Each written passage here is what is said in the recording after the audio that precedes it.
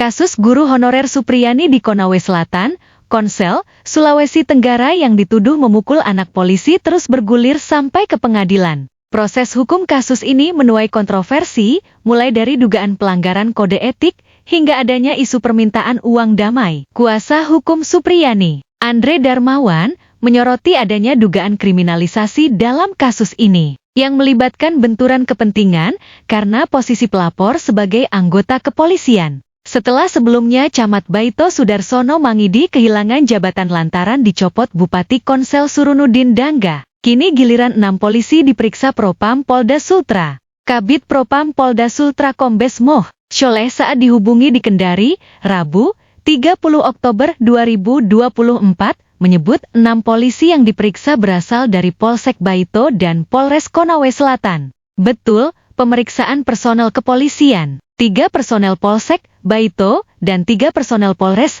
Konawe Selatan, kata Kombes Sholeh saat dihubungi melalui pesan digital WhatsApp. Persidangan yang digelar secara tertutup karena melibatkan saksi 8 anak di bawah umur pada Selasa, 29 Oktober 2024. Kuasa hukum Supriyani, Andre Darmawan menemukan fakta bahwa banyak keterangan dalam berita acara pemeriksaan BAP yang tidak sesuai dengan apa yang disampaikan pada saat persidangan. Dalam BAP, anak seorang polisi memberi keterangan dianiaya pukul 10 pagi WITA, sedangkan di persidangan ketiga ini disampaikan penganiayaan pukul 8 pagi, 30 WITA. Sementara saksi anak lainnya atau saksi terakhir mengatakan tidak tahu, padahal saat di kantor polisi, mereka bersama-sama mengatakan pukul 10 pagi WITA.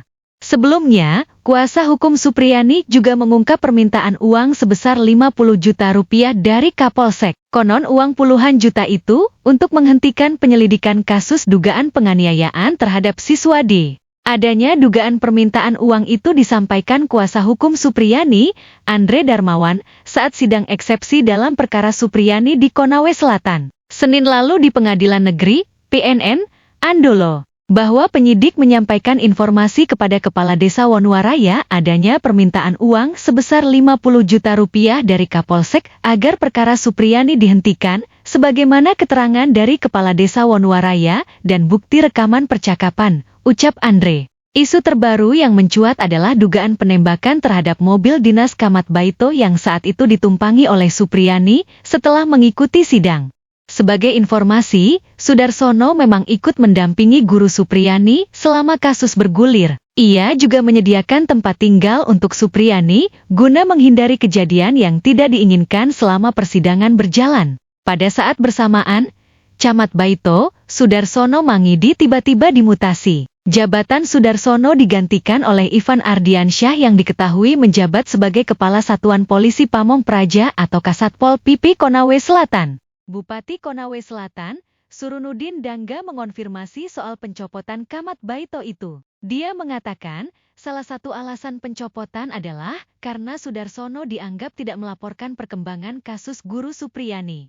Bagaimana menurut netizen Indonesia yang budiman? Dapatkah Anda menemukan kejanggalan dalam kasus ini? Tulis komentar kalian.